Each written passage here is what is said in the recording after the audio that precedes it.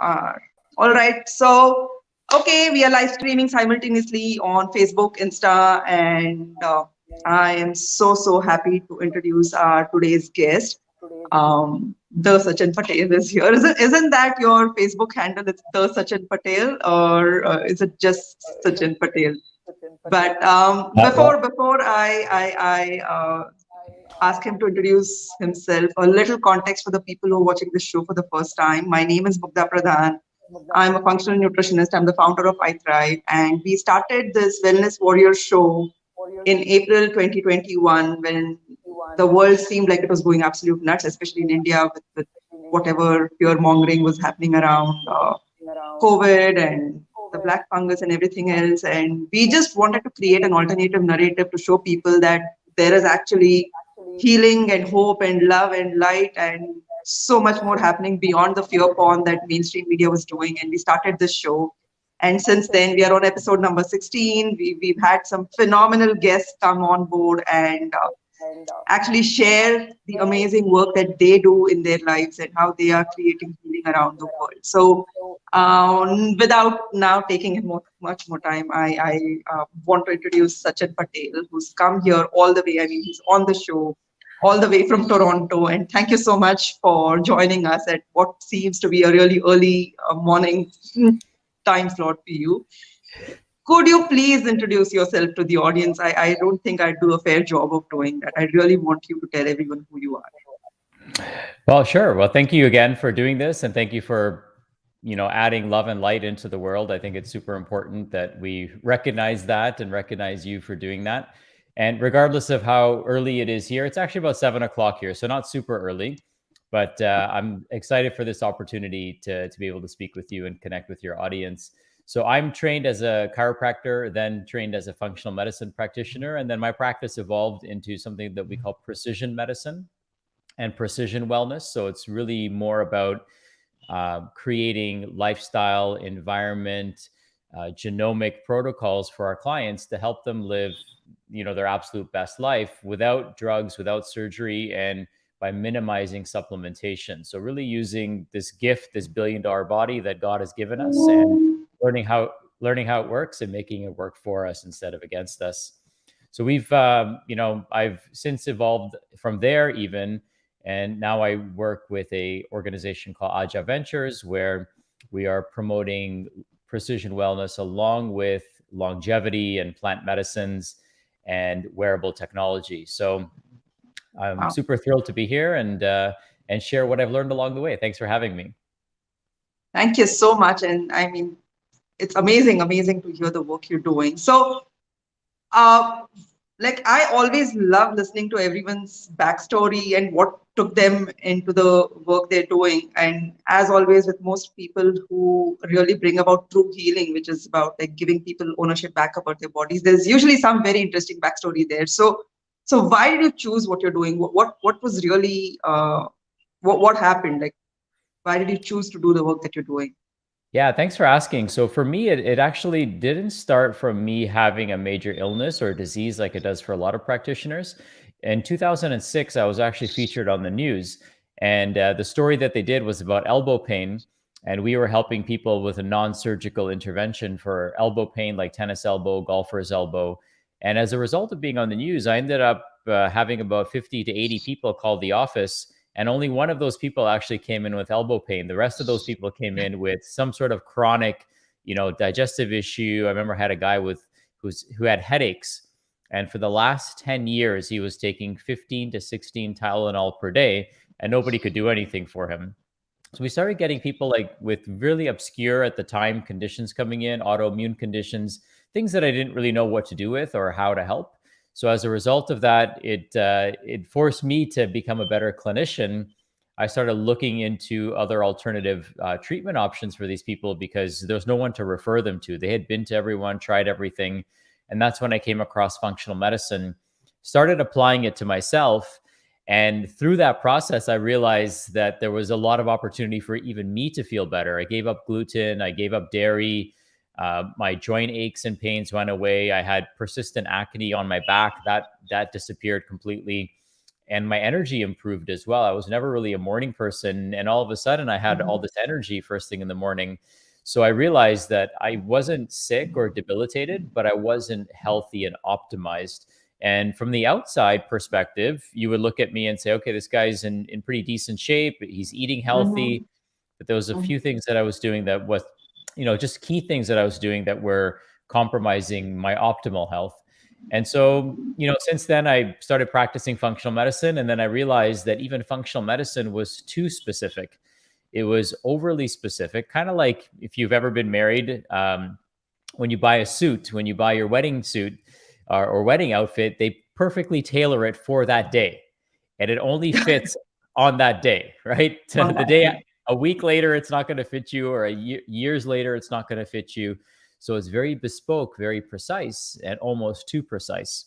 So what we realize is that about 80 to 95% of people, we're not even doing the fundamentals. And so what good is it doing the more advanced technology and more advanced treatment interventions if people aren't even doing the basics? So we ran a cohort of Mm-hmm. people, and we took a cohort of Mm-hmm. people through our bespoke functional medicine program, and we took a cohort of people through our foundational precision wellness program. And we found that the precision wellness folks got better results in a shorter period of time at a much lower cost. And this information was actually replicated by the British Medical Journal through a Wow. study at Cleveland Clinic. They found that functional medicine was actually more effective when delivered in groups and more cost effective at the same time. So it's like a win-win for the patient, win for the practitioner, and obviously better for the bottom line of the business, and bigger impact can be made when you're working with people in groups too. So we shifted the focus of our practice to be more group oriented and leverage community, leverage collaboration, and we're seeing fantastic results with that. And we've also incorporated wearable technology. Like, this is a ring that I wear called an Aura ring, and it Ordering. my Yeah. tracks my sleep, tracks my heart rate, my respiratory rate, my HRV. So I can see, as a client, I can see on a daily basis, is my health moving in the right direction or not? And if it isn't, what can I do to fix and correct that? Wow, that sounds amazing, and I'd love to incorporate that in our practice as well. So we've actually at iThrive figured out that the community-based model really works best. And I mean, for me, it was a very organic discovery, right? Like when I started off, even before there was such a big team and everything, when I was doing this on my own, uh, I just put all my clients, whatever patients, whatever you want to call them, together in one WhatsApp group, because if you were doing gluten-free, dairy-free, then people wanted alternatives. And Mm-hmm. in India, like chapati is like the biggest, like it's the major grain, right? When you eat, Right. whether you're a vegetarian or a non-vegetarian. So when we had to gluten-free, then people wanted alternatives, and we just brought these people together in a group. And what happened was, it was initially a platform for just recipe exchange, and over time it's just boom, it's become this big community of what I call as health warriors, because now we have like people who are veterans, like who've been doing this since 2017, and all the newbies come in and they join in, and then like you see that flow kind of building in. So it's I don't know why it's so underestimated, right? This community-based healing model. Yes, we work one-on-one. Yes, we do personalized programs for people, but then they're part of a larger community. So they never feel isolated in this journey. And I think our community was super resilient when it came to COVID also. Like we had some folks from our tribe who actually got COVID, but then they recovered in 2, 3 days. Of course, I mean, they've fixed their metabolic health, they've taken care of all of those things, insulin resistance, deficiencies, and all of that. But I think just the fact that there are so many other people who are supporting them and cheering for them, and just Mm-hmm. holding a sacred space, which is like healing in nature by virtue of the space that it is, they just heal faster. So it's great. But then I think I'm going to connect with you after this call to learn more about what is it that you do with the precision. You said precision nutrition, Precision wellness. So precision wellness. essentially, I'm definitely, yeah. yeah. So essentially, there's three major pillars of this, and all of it to make it more scalable. So when we look at the magnitude of the Super. healthcare crisis that we're facing right now, one-on-one care is great, but it doesn't match the magnitude of the problem. There's just way too Absolutely. many unwell people. And if one day everyone woke up and said, "Hey, I'm sick and tired of being sick and tired and I want to do something about my health, then there aren't enough practitioners like yourself or myself to help people one-on-one to actually solve this crisis, right? It would take years until we could train enough practitioners who think this way. But if we could put, dozens or hundreds or thousands or tens of thousands of people on a similar path and journey and teach them the Yeah. foundational principles for them to be healthy, then we can start transforming many, many lives simultaneously. So scalability is a big part of it. But then there's three parts for something to be scalable. It has to be specific. So we use Mm-hmm. genomics and we also use Okay. wearable technology. So now it becomes very specific in terms of the experience that that person is having, the response that they're having, and the way they're able to monitor. We also have short feedback loops. So by knowing daily if what I'm doing is working, Mm-hmm. they can make Mm-hmm. micro adjustments to their bedtime, to their meal timing, to how much sunlight they're getting, to how much activity they're getting, because they're having that self awareness. And that is such a big part of healing. The second part of it is it has to be simple. Simple Mm-hmm. is a sign of sophistication, right? So I always Yes, tell my yes. clients, hey, don't let the simplicity of this advice, confuse you or make you not value it, because simplicity is actually the greatest sign of sophistication. If a computer was complicated to use and we had to understand how every single mechanism and every line of code on that computer was written, the computer would be useless. It would be a piece of junk. And that's how people view their bodies. They don't realize how simple they are to take care of. Yeah. So they're always delegating their health to somebody else.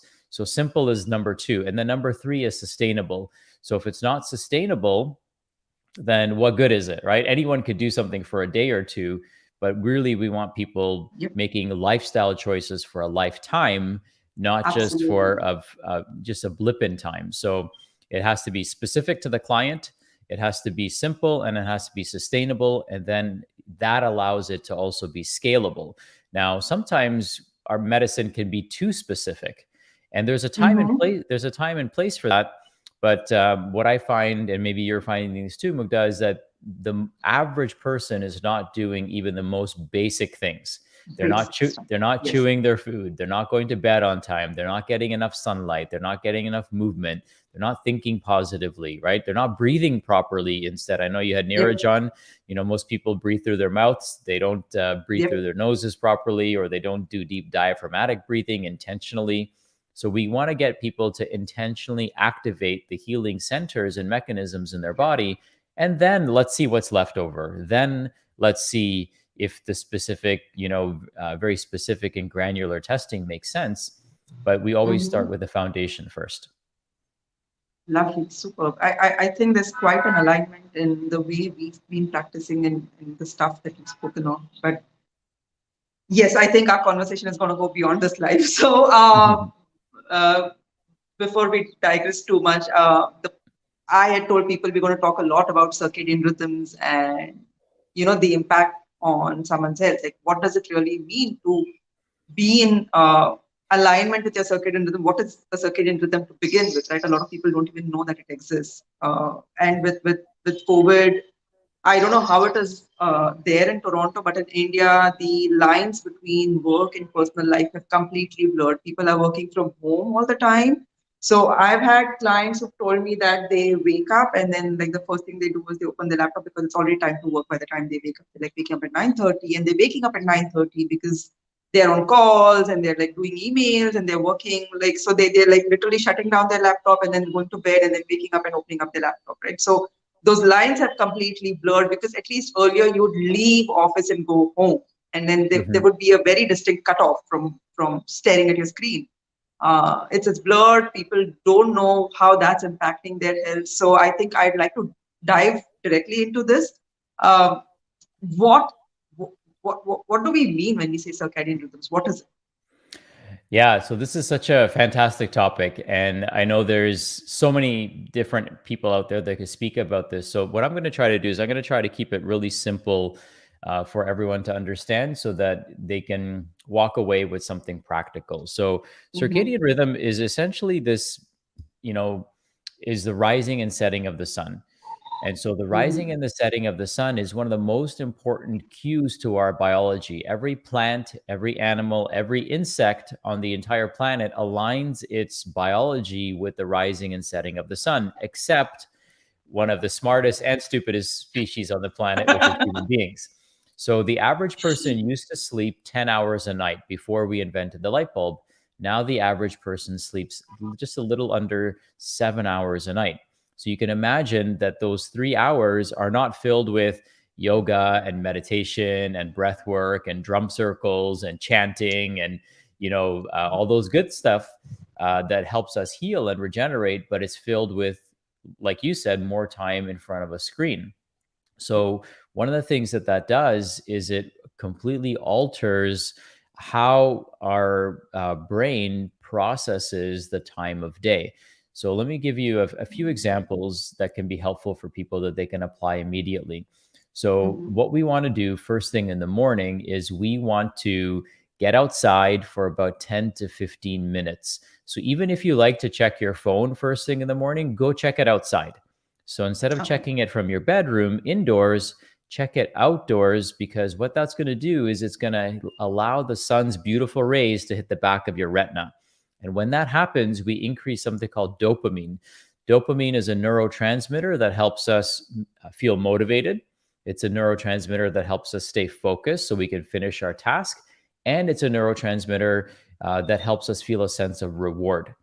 So if we don't make enough dopamine, we're not going to feel motivated. We're going to be dragging our heels all day. We're not going to feel focused, okay? And we're not going to feel a sense of reward from the work that we're actually doing. So what this Mhm. results in is not only people lacking focus, maybe turning to drugs or maybe not being as productive as they possibly could be, but they're also going to be looking for some sort of dopamine hit. And the way we generate dopamine is also through food and other, Yeah. what I would say negative behaviors. So this could lead to things like smoking or pornography or gambling or eating fatty foods or sugary foods, because these are things that raise dopamine. So we're going to be seeking self-sabotaging behaviors to feel a sense of reward because we didn't get enough sunlight first thing in the morning. Now, the other thing that happens is as we wake up, our cortisol is also elevated first thing in the morning. Cortisol's main job in our physiology isn't to be a stress hormone. Cortisol's main job in our physiology is to raise blood sugar. So when we get this natural increase in cortisol first thing in the morning, then we're not going to crave sugary food first thing in the morning because we already have a spike in our blood sugar to give us the energy that we need to get through the first half of our day. So if you're craving something sugary in the morning or fatty or really rich foods in the morning, get some sunlight and watch what happens. You will start, again, you're working with your circadian rhythm. So first thing in the morning, we want 10 minutes of sunlight. Second time of the day that we want sunlight is the middle of the day. So in the middle of the Okay. day, we're going to have a increased production of serotonin. So 10, 15 minutes of sunlight middle of the day is going to increase our serotonin production. And serotonin is not only the neurotransmitter that helps us feel good, but later in the day, serotonin turns into melatonin. Wow.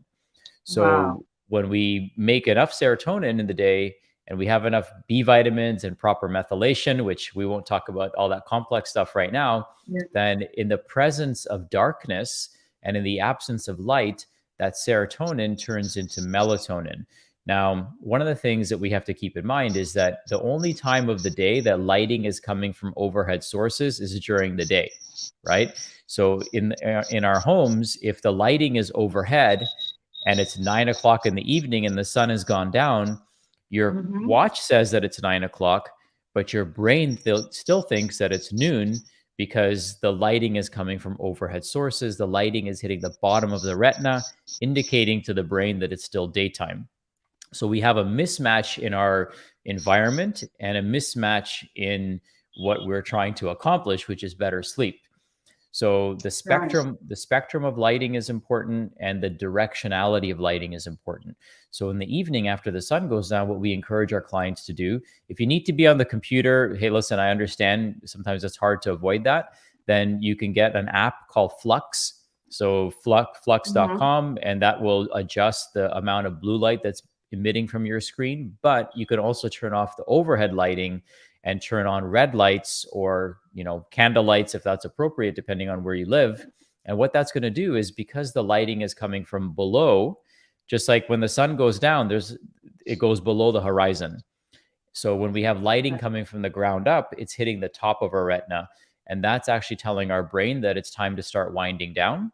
And this is going to help also Wow. increase melatonin production. So artificial lighting decreases melatonin by 40%. And natural lighting, like a candlelight or a fire, only decreases it by 2 to 5%. So even moonlight doesn't decrease melatonin production. So we have natural mechanisms and natural sources of lighting. Fire and moonlight will not decrease melatonin. Now, people might be wondering, what the heck is melatonin? So melatonin, we think of as a sleep hormone, but it's actually your most important immunomodulating hormone.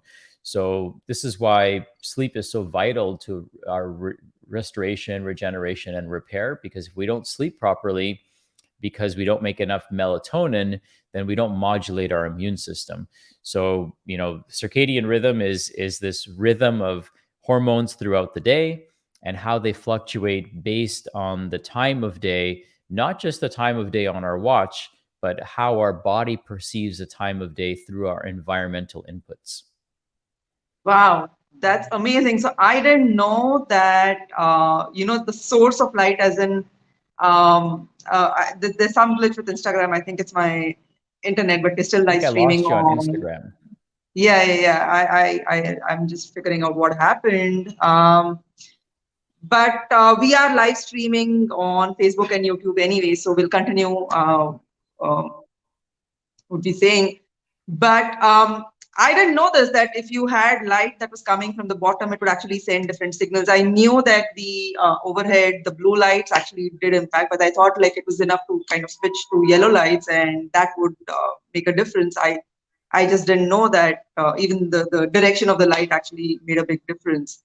And it's good that you spoke about exposure in the afternoon, because a lot of people think that they should just get sun exposure like early hours of the morning, 6 to 9, and like later on the light becomes carcinogenic and they'll end up with more skin cancer and stuff like that if they go out in the sun later in the day. And I often tell people that probably the reason, especially in a country like India, the sun is really, really strong in the afternoon. So it's not so much about skin cancer as much as like probably getting a heat stroke or like it just becoming really uncomfortable in the afternoons.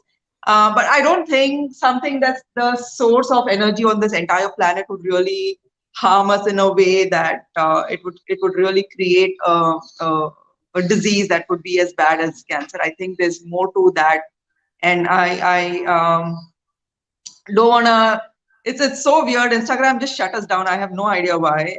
Someone on YouTube is saying that Instagram always does this to people who speak the truth. So maybe it's Instagram's We're on to algorithm. something then, right? Sorry. I said that means we're on to something. Yeah, we are on to something. But anyway, let's see. At whatever point of time Instagram decides to let us go back and speak, we will continue speaking here. But that's really great to know that the afternoon sun also actually plays a big role in hormone secretion. So, how much time does one need in the sun? Because this is a question that someone, like people keep asking me. If I had my way, I'd actually do all my work in the sun. I really love working in the sun. Wow.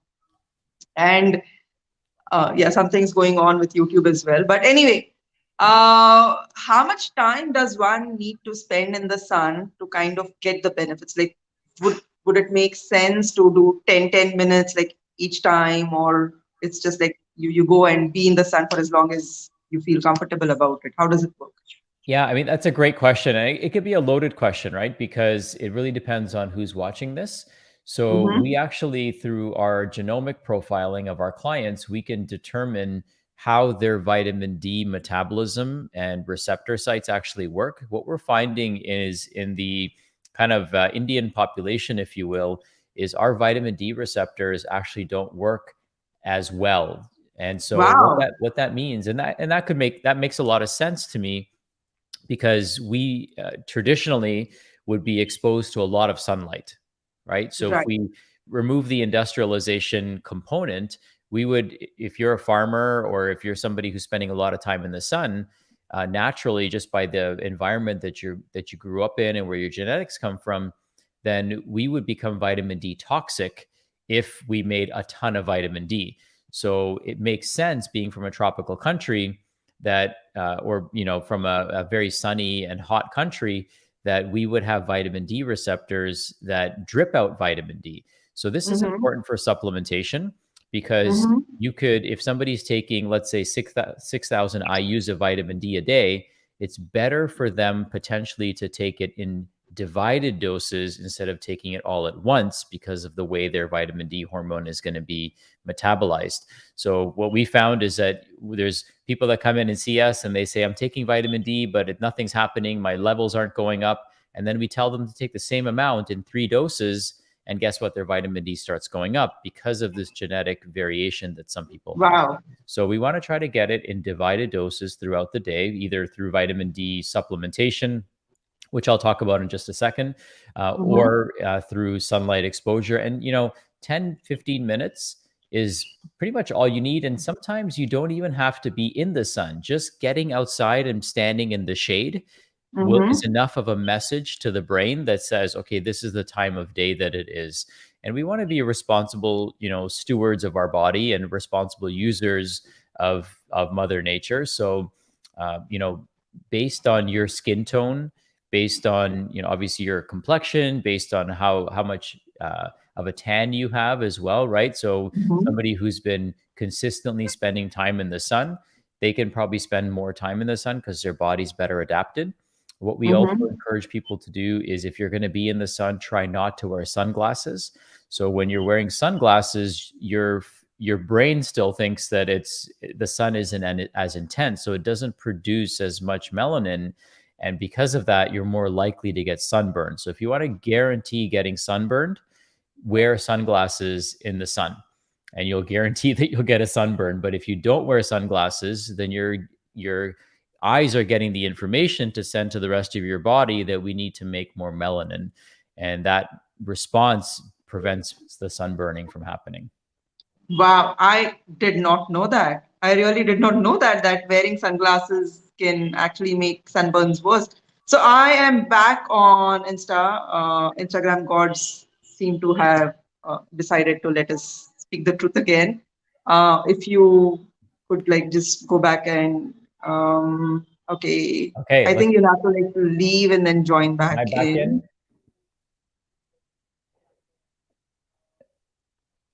Okay, great. I'm sending an invite. There we go. Yay! We're back on Insta. All right.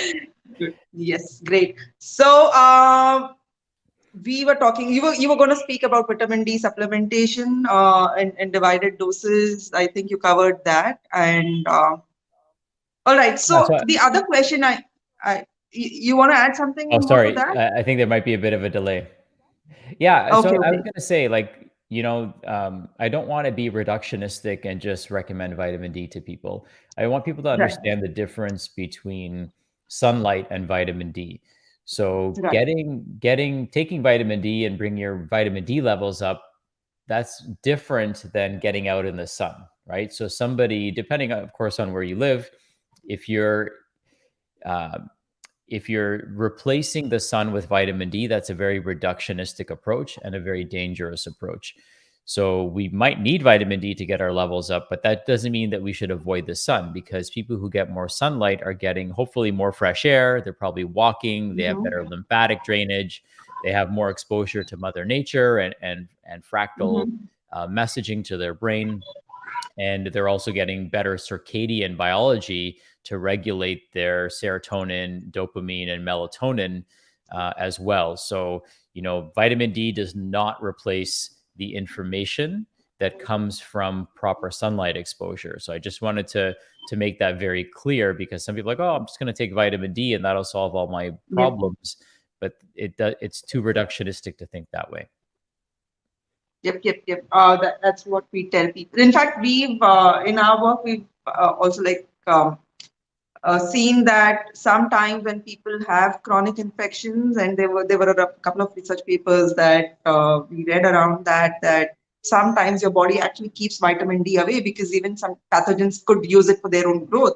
So you don't necessarily want to overdose on vitamin D because that can then mess up with your entire uh, you like your bone and all the magnesium, that balance. Again, I don't want to go in there because that gets too technical, but because then what happened in India, again, a lot of stuff is available over the counter, right? So when the data started coming around, like, oh, low vitamin D levels are negatively correlated with bad COVID outcomes, people just went and like bought these 60,000 IU vitamin D sachets, and they were like dumping it into their body every week. And like we had to tell them. So even we now ask people to not go beyond 1K on a daily basis if their levels are somewhere around 30. So I'm glad you brought this up. And yes, the sun has so much, like, that's why it's called sunshine, right? Like the word sunshine makes you happy. So you could take all the vitamin D you want, but then if you're not out in the sun, there's a certain gloom, right? Like even when like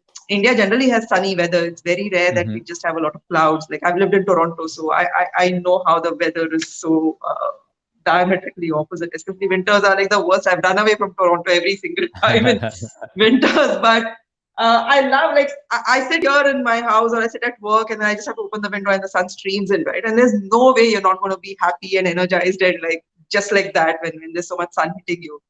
But that's great. What I wanted to talk about, Sachin, also is again, a lot of people who come to us for post-COVID recovery, people who actually had COVID, told us that their sleep cycles completely got missed, right? So one reason that I could identify outright for people who actually had COVID and who were hospitalized is they were in ICU rooms, and ICU has the worst lighting ever. Like you want somebody to recover, don't put them into an ICU, right? It's all blue light, it's on all the time. There are machines Hmm. beeping, there are people walking around. There's no way someone can really go into deep restful sleep there.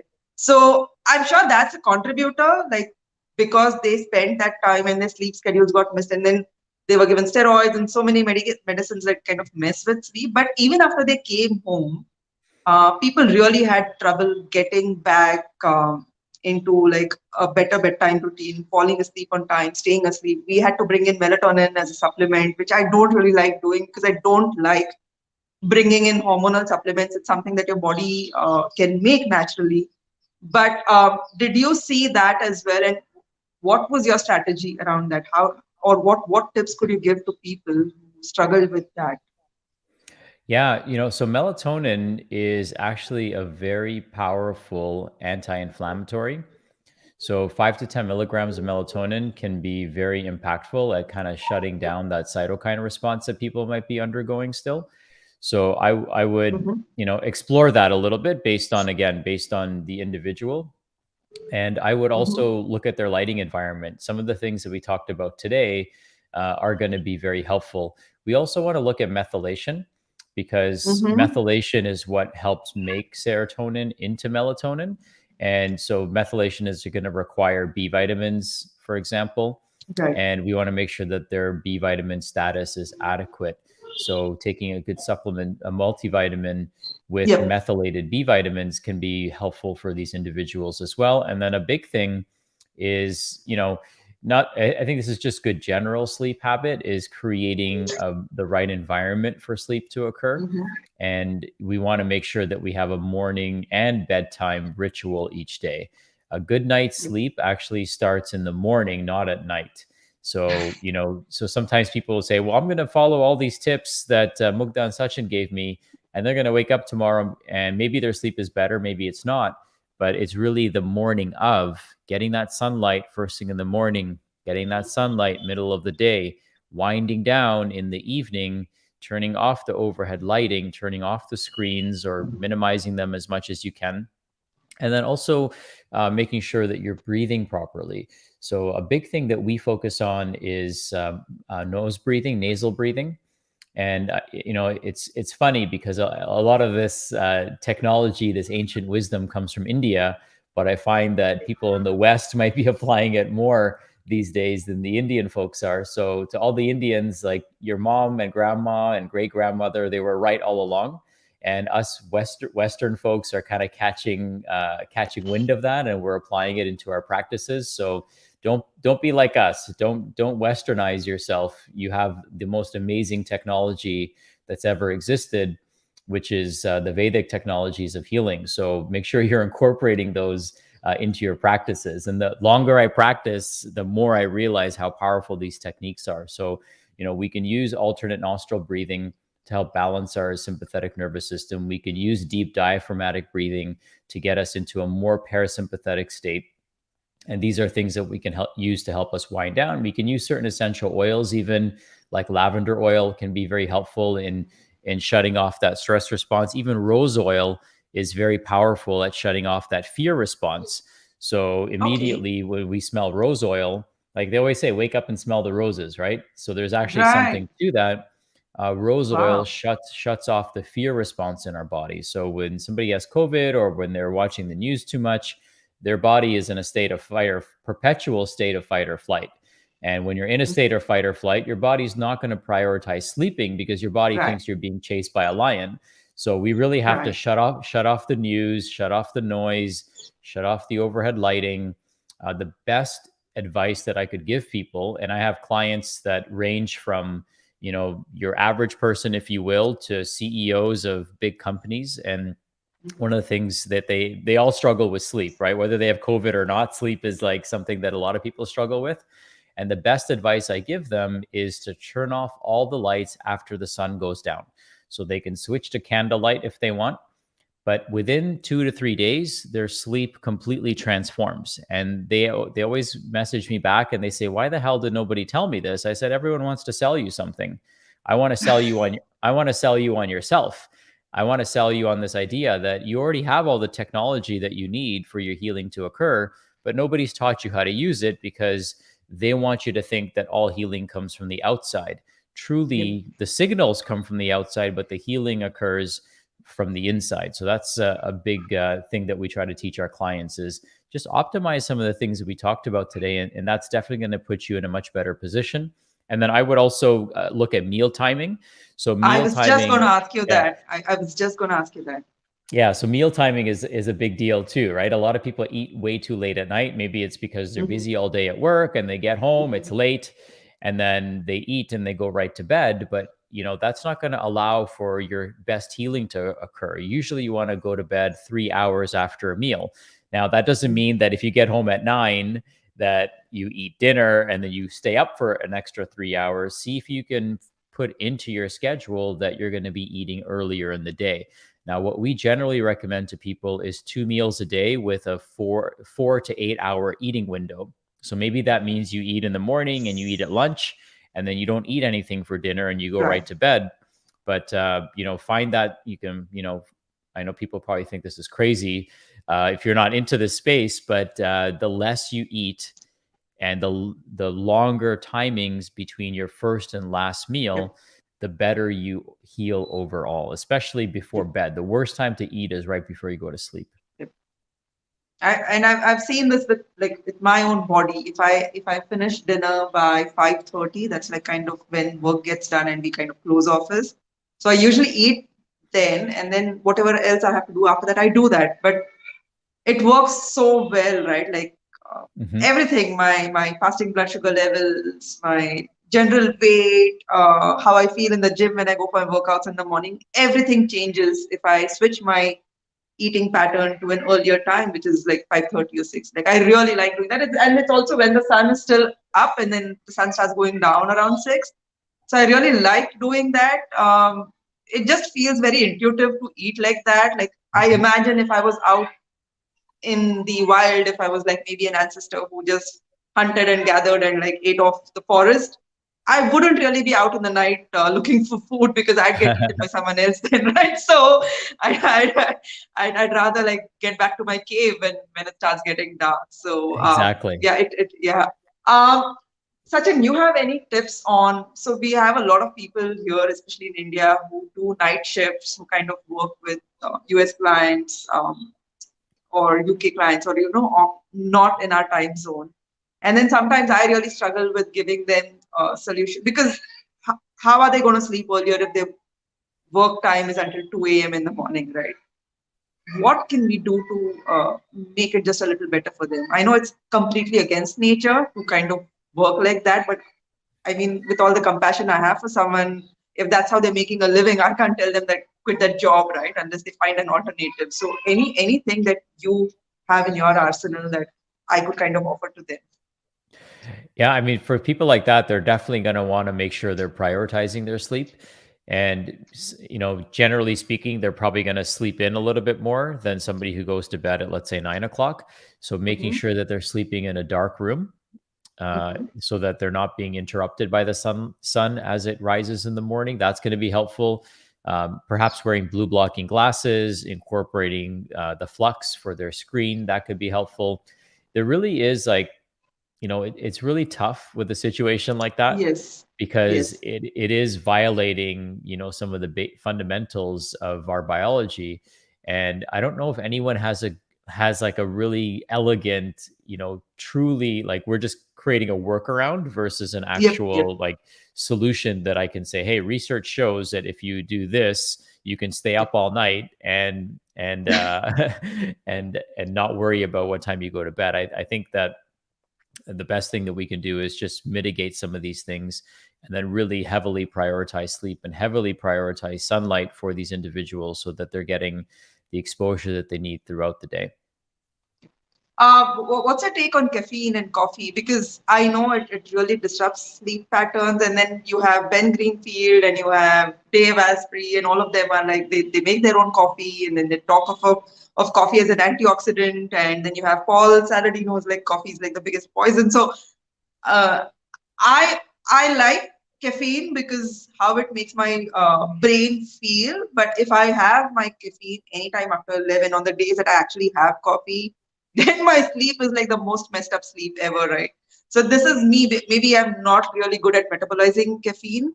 What's your take on coffee, caffeine? What do you Yeah. So think about it? Yeah, yeah, thank you. So caffeine is like any drug, let's call it a drug for now. yeah, It could be abused, right? yeah, And I think that there's a specific dose for the right person that can be, potently and powerfully effective for them. And some people are going to metabolize it faster and slower than others. Generally yeah. speaking, I don't recommend caffeine after noon. So, that way we're kind of playing it safe, based on Mm-hmm. caffeine's half-life. That should not Mm-hmm. be too disruptive to people in their sleep.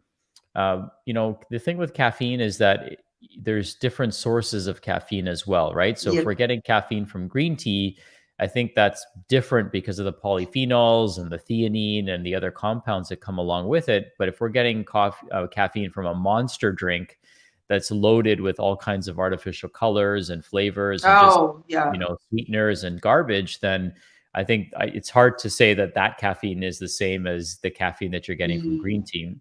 The coffee that I drink personally, I actually have a cup here. Is I actually Okay. I make an elixir in the morning. Maybe I can share that with people, to inspire them to try make their own magical elixir. So I use a Mm-hmm. organic coffee, and Mm-hmm. then that coffee actually has reishi mushroom spores in it. So reishi Wow. is actually one of the most powerful adaptogens that we know of, and so this mitigates some of the stimulating effects of caffeine, but allows us to tap into the benefits. So I use a company called Organo. Mm-hmm. Other things that I add to it are maca powder. I add something Mm-hmm. called dandy blend, which is a roasted dandelion root. I also add Okay. cacao powder. So, Yum. Peruvian cacao powder. So it's like a nice mocha flavor. And then I add a 5 mushroom blend. So this 5 mushroom blend has reishi mushroom, has lion's mane, has cordyceps, has turkey tail in it. And Wow. what this helps me do is it helps me, stay focused without being overly stimulated. Mm-hmm. Nice.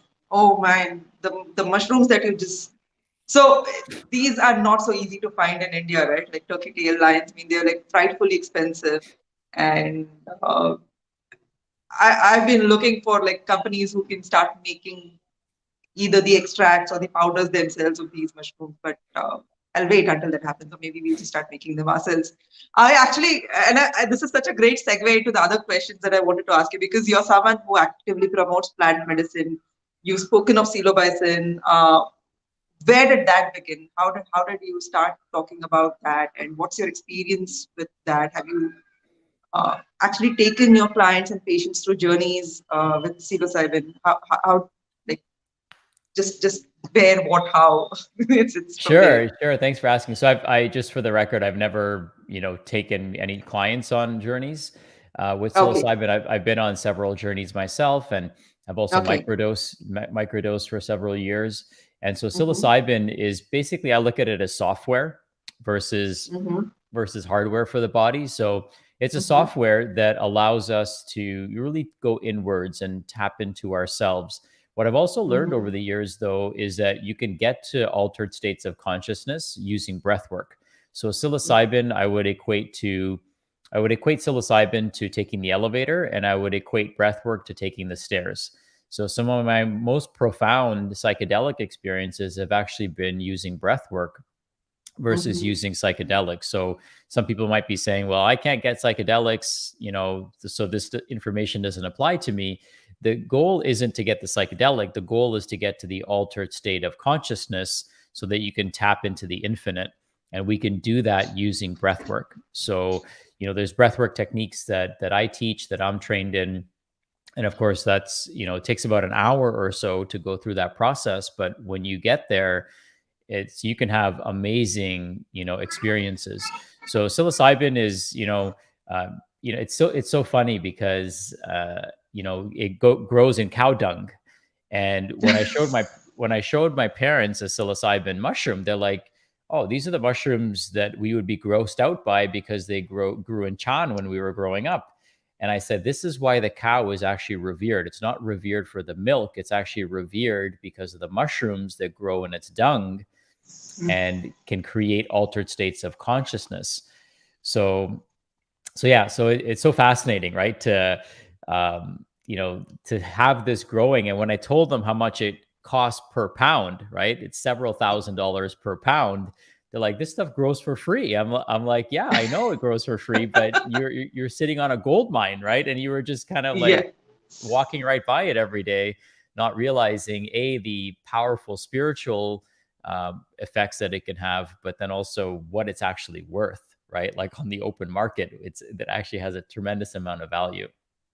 It does. It does. I'm actually so when I speak of healing, I often tell people like the body is just like the gateway for us to really get into deeper healing work, right? And then that's why I find psychedelics fascinating, because often they open the door to years and years of uh, repressed stuff that you might not even know that that's what's really at the root of your health problems, right? Like, of course, there's taking off inflammatory foods, and there's bringing in like whatever supplements, and there's looking at your blood work, and there's doing all of that test, and that's the groundwork, right? Like you do that. That's the basics. Mm-hmm. You sleep better. You move. You breathe. All of that. But then when you truly want to heal, then you have to go deeper into the mind. And uh, in India, it's impossible because it's all illegal. But I just find that there is a way of really helping someone heal and access their highest infinite self,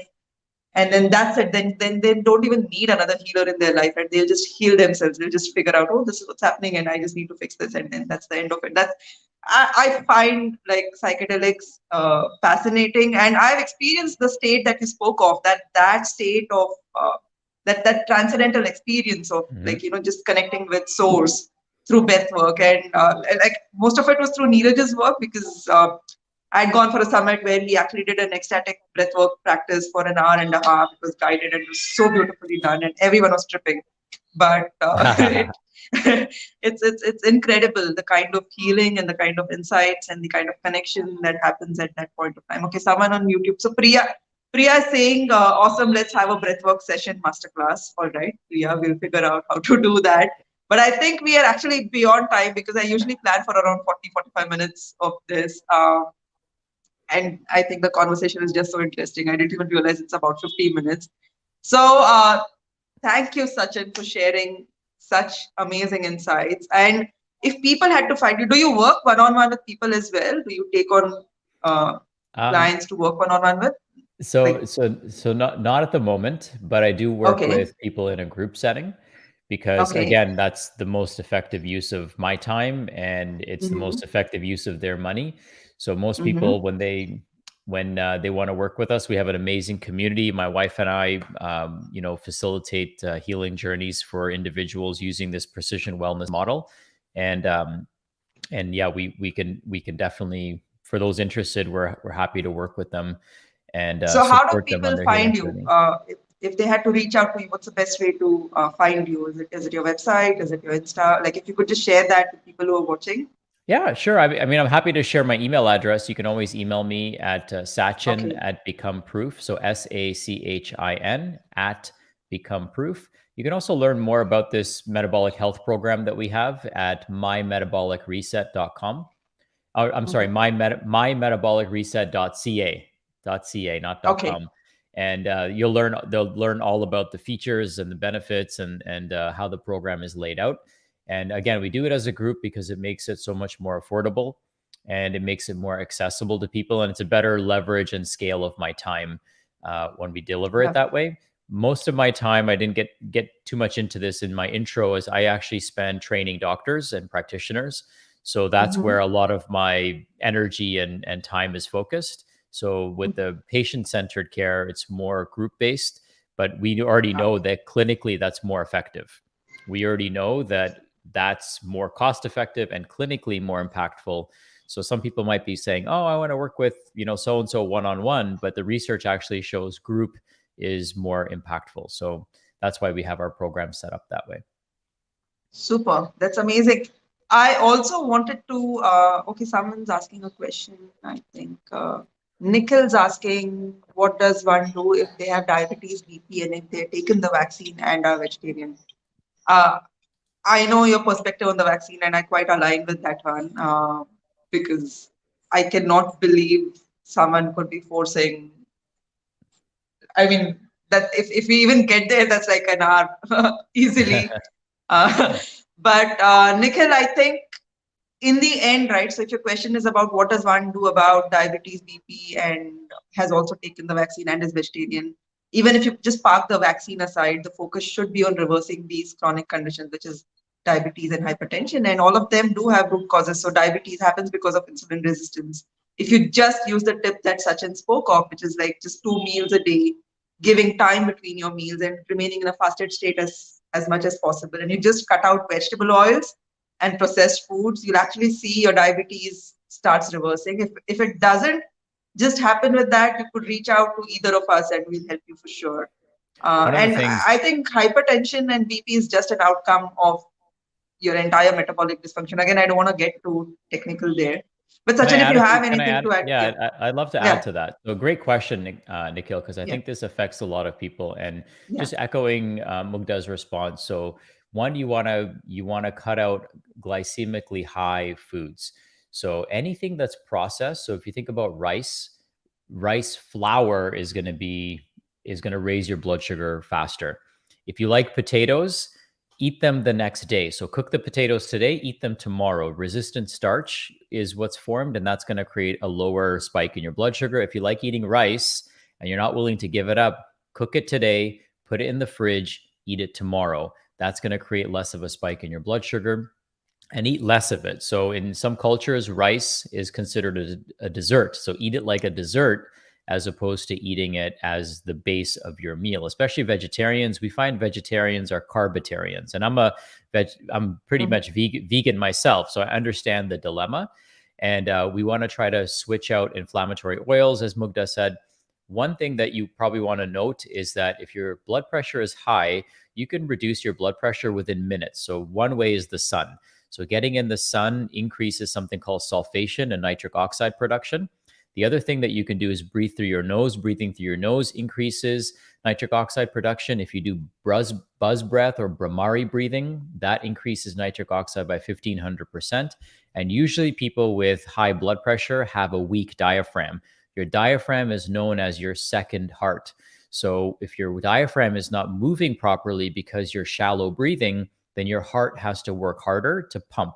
So if you're indoors all day, shallow breathing, weak diaphragm, I expect you to have high blood pressure and high blood sugar. I wouldn't expect anything else. So your body's not doing anything wrong. We just have to understand how it works and then leverage it so it works better. I had a client of mine. I'll share this story just to inspire Nikhil and everyone else who's listening. So he was on 3 blood pressure medications for his entire adult life. Tried everything, so to speak. Tried everything. And within 4 days, he came off all of his blood pressure medications within the normal range. So even on blood pressure medication, his blood pressure was still high. So the medication still wasn't doing what it was supposed to do, because your body, if the blood pressure is high, your body's not doing that by mistake. It's receiving a Uh-huh. message, it's receiving a signal, and it has several mechanisms to raise blood pressure. So it's going to find a different way. It's going to find a different mechanism to raise it. But when you signal the body correctly, it will naturally lower it and get it to its normal range. And so he was just so blown away of what was possible for him in such a short period of time. Your body wants to be healthy, it doesn't want to be sick. And getting healthy should feel like rolling a boulder down a hill as opposed to rolling a boulder up a hill. Most people's health Absolutely. strategies are rolling a boulder up a hill. So as soon as they stop and take a break, the boulder goes all the way back to the bottom. But the hard work that you've already done is you were born. That was the hardest thing you've done, was be born and be alive. And since you've made it this far, you've rolled the boulder up the hill.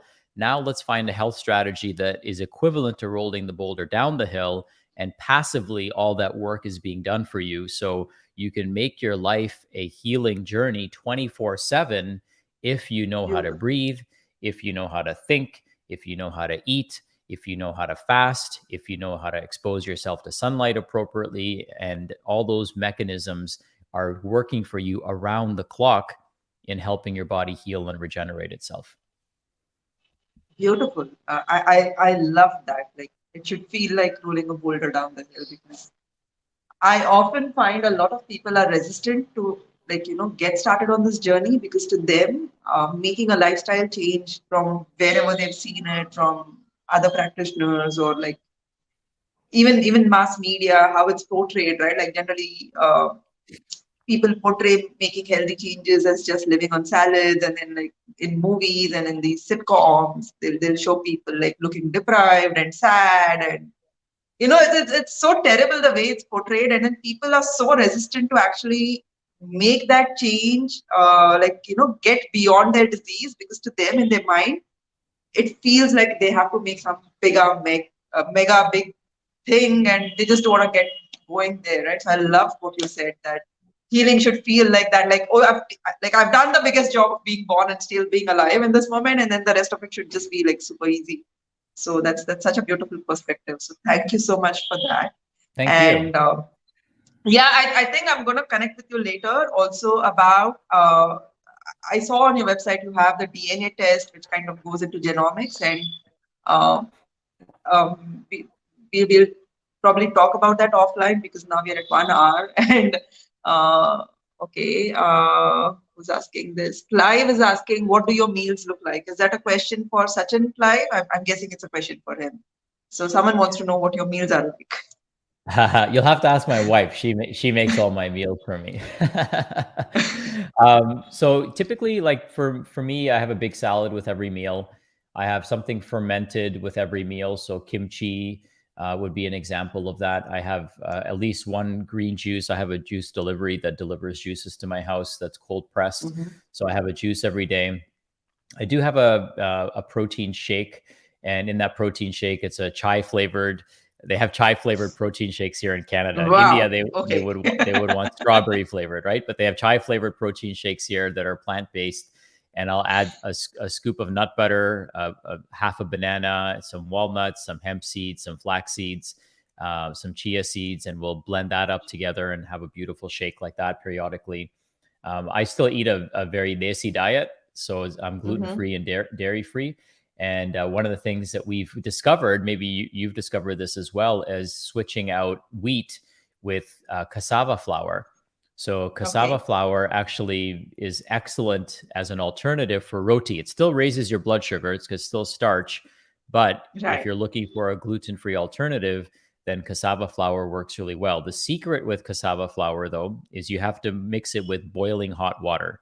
So you Mm-hmm. can't use room temperature or warm water. You have to use boiling hot water, and you'll get rotis that are just like eating wheat. So, and actually taste better by most people's, reactions Nice. that we get. So there's some lots of gluten-free alternatives that are out there. If you're making Indian food, make sure you're using the highest quality, best cooking oils that you can. So, avocado oil is what we use. You can also drizzle your salad with olive oil. Olive oil is a very powerful, sirtuin promoter, right? So it's going to promote longevity. It's going to help reduce inflammation. And you want to make sure you're avoiding as much as you can too many carbs. Carbs are the enemy, right? In many cases. Now, In um, many cases, I yeah. I think if someone has sufficient metabolic flexibility, they can still like work around carbs. Like that's what we've seen. So people who come to us with severe diabetes, of course, we keep a control on the carbs. But then once they heal, I've seen that like the body just figures out. Obviously, again, not that they're overloading on refined processed carbs, but like because for us, like when we're trying to do alternatives to wheat rotis, then bhakris or those millet, that's Hmm. something that's part of every state in India has its own version of these millet rotis, right? So it's very Right. easy for people to make that switch.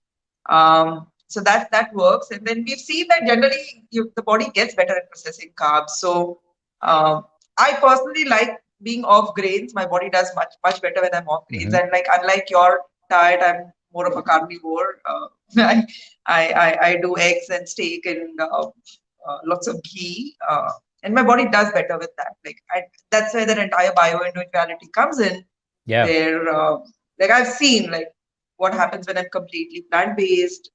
What happens when I'm like doing more of animal protein. I like that not being bound by any kind of dogma around food, right? Because each person is unique. So Hmm. uh, but yeah, so I think with carbs, once the body heals, they I don't really think they are uh, that bad as much as they've been made out to be. Well, I, Of I course, guess with the to caveat be that like if you have diabetes, if you have insulin resistance, if you have underlying metabolic dysfunctions, then you really need to be careful. And maybe that's when you need the help of someone where you bring you back into state of balance, and then you're free for life. Yeah, and So I should clarify. So I wasn't specific enough because I agree with you.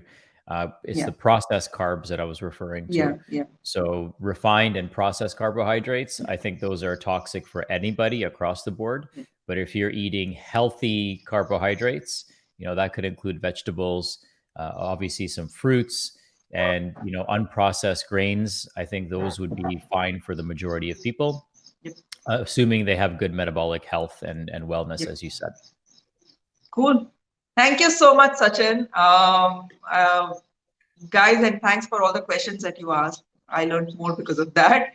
Uh, lovely having you on. And thank you so much for agreeing to do this. And we'll connect after this. I really want to uh, get deeper and make my practice here better as well. Because I mean, we have this big audacious vision of creating healthier, happier lifestyle disease-free communities across the world. And I mean, I've bitten off more than I can chew, I think, but then there are people like you who will Well, help me get there for hey, sure. So the world, great. yeah, the world needs you now more than ever. So thank you I know. for having me and hosting me, and I appreciate all of you for tuning in. Lots of love to everyone, and hope you all have an amazing, amazing rest of your day. Thank you so much, Sachin. All right. I'm Okay, ending the Insta live and the live sure. broadcast there as well.